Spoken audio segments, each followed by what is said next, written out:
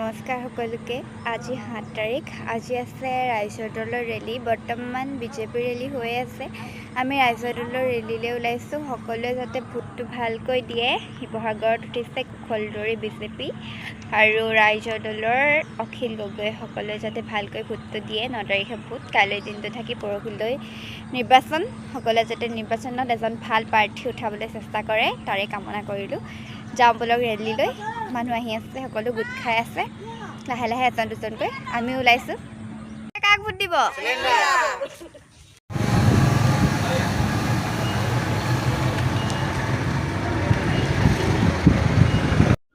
আমি পিয়লি ফুকন ষ্টেডিয়াম পাইছোঁহি।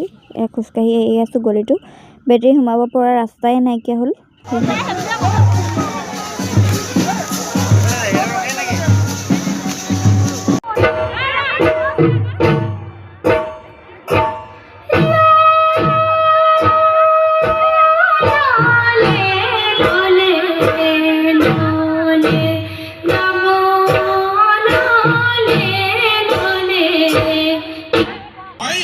এইখন বাঘ হাজৰিকাৰো দেশ।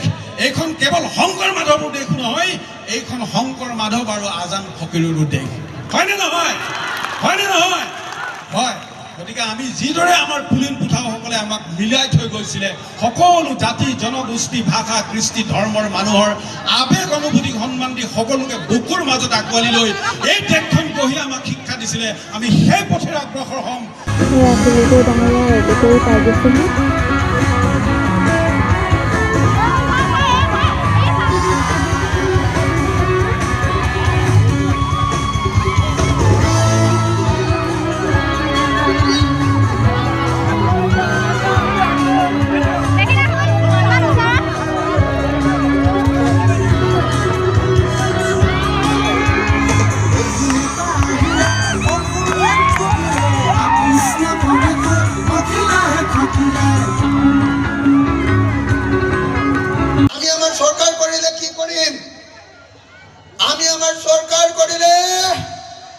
হিমন্ত বিশ্ব শৰ্মা চৰকাৰে অসমৰ জনতাৰ ওপৰত যি মুখ বন্ধ কৰাৰ নিয়ম লৈছে, মুখ চিৰাই দিয়া, অসমীয়া জনতাৰ মুখ চিৰাই দিয়াৰ যি ব্যৱস্থা লৈছে, আমি অসমৰ সকলোৰে মুখবিলাক আকৌ এবাৰ মুক্ত কৰি দিম।